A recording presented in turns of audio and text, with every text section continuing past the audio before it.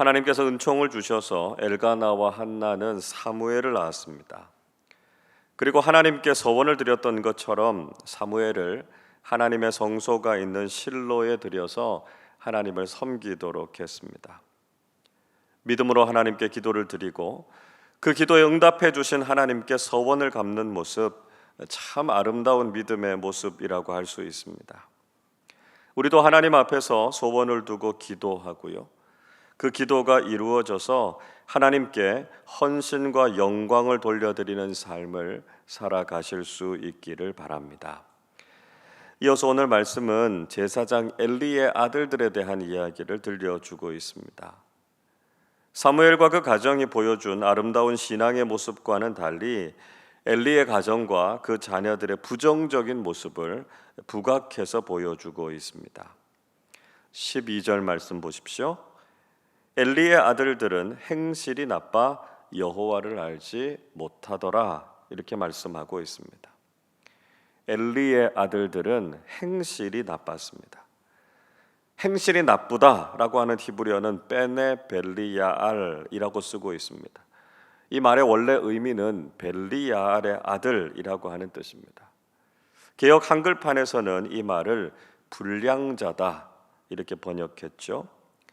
이 벨리야알이라고 하는 말은 가치 없다라고 하는 뜻입니다. 우상을 가리키는 이름이기도 하고요, 비열한 자, 악당들, 타락한 자들, 이런 뜻을 가지고 있습니다.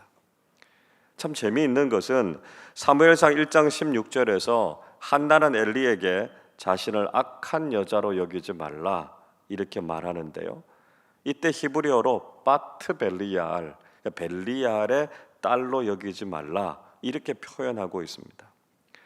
즉 엘리는 기도하는 여자였던 한나는 벨리야알의 딸로 오해를 했고요, 반면에 자신의 아들들은 벨리야알의 아들들이다라고 하는 것을 알지 못했다라고 하는 것이죠.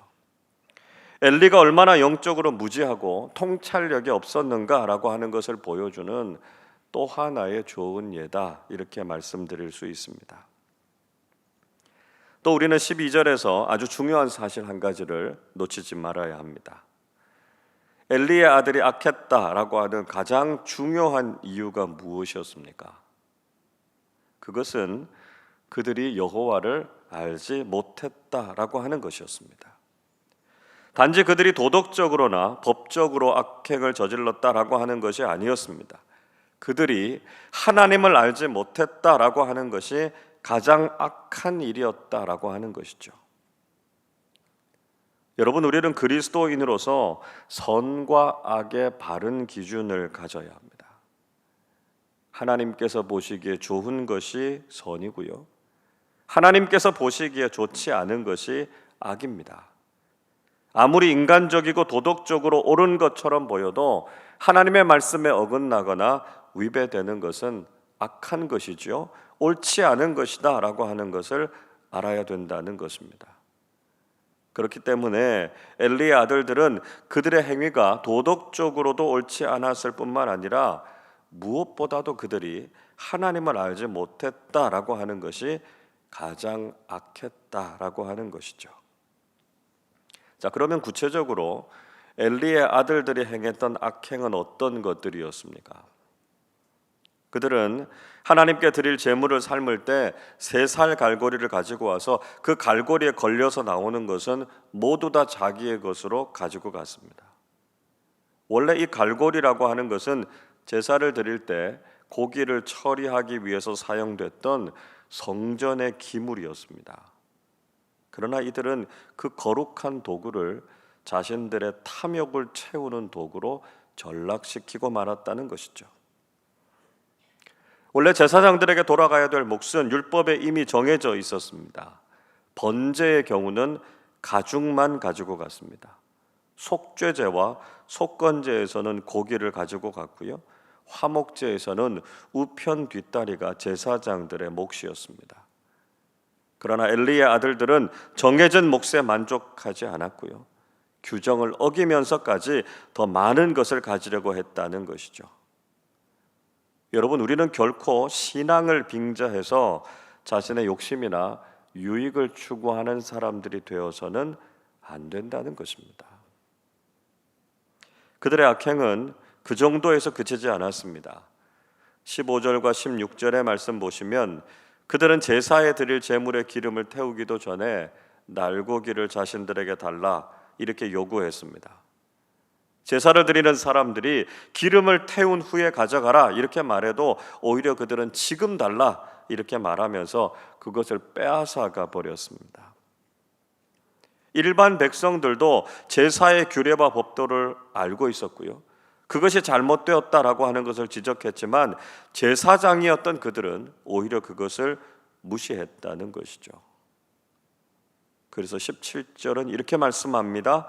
이 소년들의 죄가 여호와 앞에 심히 크면 그들이 여호와의 제사를 멸시함이었더라 말씀하고 있습니다. 엘리의 아들들의 악행이 심각했던 것은 그들이 하나님께 드리는 예배를 무시하고 가볍게 여겼기 때문이다 말씀하고 있습니다. 여러분, 우리는 이 말씀을 마음에 깊이 새기고 회개할 수 있어야 합니다. 혹시 우리는 하나님께 드리는 예배를 소홀하게 하고 온전한 예배를 드리지 못하고 있는 것은 아닙니까? 하나님께 드리는 예배는 그 무엇보다도 우리의 삶의 가장 우선순위가 되어야 한다는 것이죠. 그런데 정말 우리는 예배를 생명처럼 귀중하게 여기고 있습니까? 우리는 한동안 코로나 상황 때문에 현장에서 예배를 드릴 수 없었고요, 온라인으로 예배를 드려야 했습니다. 그 상황에서는 우리가 각 가정과 삶의 자리에서 온라인으로 예배를 드리는 것이 최선이었습니다. 그러나 지금은요, 모든 제약이 다 사라졌죠. 그렇기 때문에 당연히 예배당에 나와서 예배를 드리는 것이 마땅합니다. 그런데 여전히 편의주의에 빠져서 하나님 앞에 나오지 않고 온라인으로 예배를 때우는 것은 바람직하지 않습니다. 온라인 예배는 물리적으로 도저히 예배를 드릴 수 없는 분들이 예배를 사모해서 드릴 수 있도록 마련된 자리입니다. 우리는 자신이 드릴 수 있는 최선을 다해서 예배하는 사람들이 되어야 한다는 것이죠. 또 예배는 다른 그 무엇과도 바꿀 수 없는 가장 소중한 것입니다. 간혹 연휴가 되었다고 주일을 끼고 여행을 가거나 다른 일을 하기 위해서 주일 예배를 드리지 않는 것은 아주 심각한 잘못입니다. 반드시 주일에는 본 교회에서 예배를 드려야 하고요, 피치 못할 경우에라도 가까운 교회를 찾아서 반드시 예배를 드려야 한다는 것입니다. 특별히 직분자들은 주일 예배만이 아니라 수요 예배, 금요 기도회, 새벽 기도회, 공예배와 공기도회에 참석하는 것을 당연하게 여겨야 된다는 것이죠. 예배와 기도회에 참석하지 않는 것을 오히려 당연히 여겨서는 안 된다는 것입니다. 예배와 공기도회에 우리가 당연히 참석해야 하고요, 피치 못해서 참석하지 못할 때는 정말 하나님께 죄송한 마음을 가져야 한다는 것이죠. 예배를 소홀히 여기지 말고 예배를 통해서 하나님께 영광을 올려드리는 삶을 사실 수 있기를 바랍니다. 자, 이런 엘리의 아들들과 사무엘의 모습은 전혀 달랐다 말씀하고 있죠. 18절 보십시오. 사무엘은 어렸을 때에 세마포 에봇을 입고 여호와 앞에서 섬겼더라 말씀하고 있습니다. 사무엘은 어렸을 때부터 세마포 옷을 입고 하나님을 섬기는 삶을 살았습니다. 상대적으로 나이가 많고 제사장이었던 엘리의 아들들 홈리와 비느하스는 각종 악행을 저질렀습니다. 그러나 아직 어리고 나실인으로 들여졌던 사무엘은 경건하고 준비된 모습으로 하나님을 잘 섬겼다라고 하는 것을 보여주고 있습니다.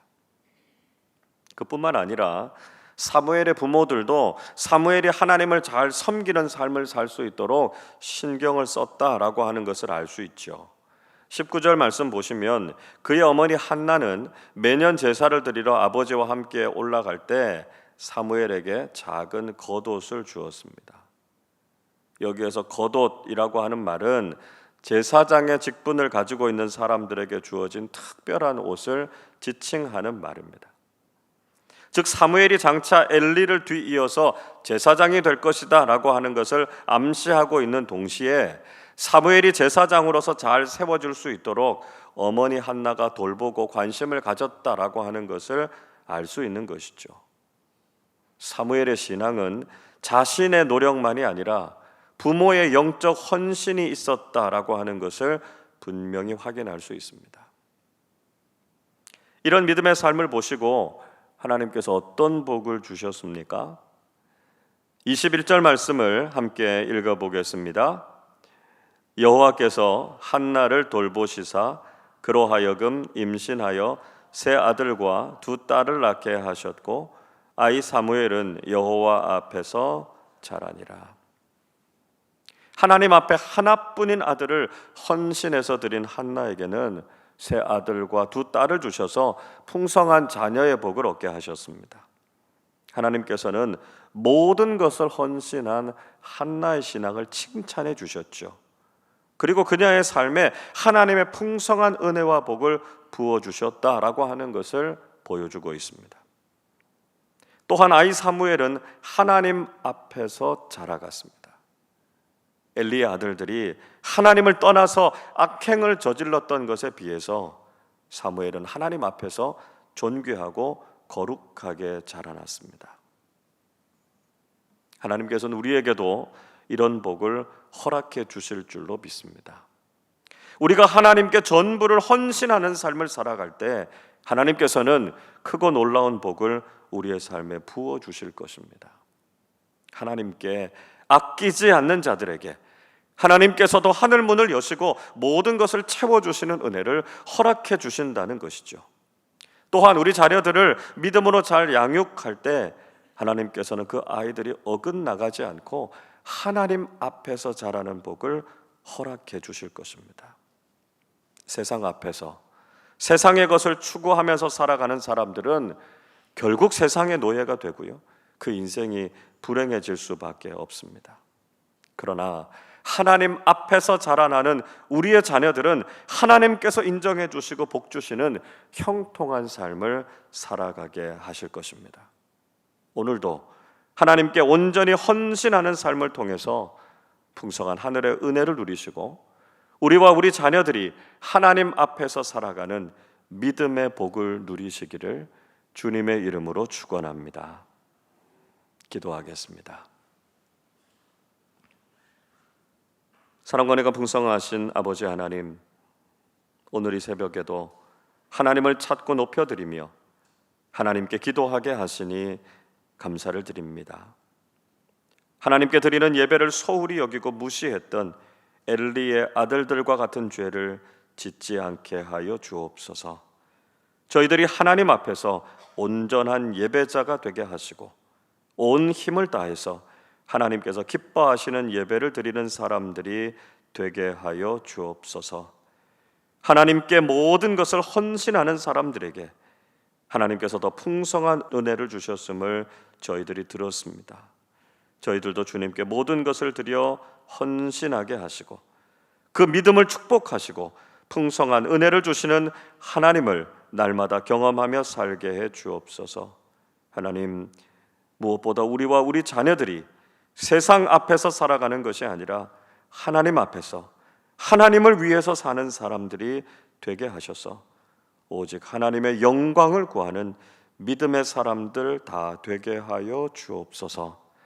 감사드리며 우리 주님 예수 그리스도의 이름으로 기도하옵나이다. 아멘.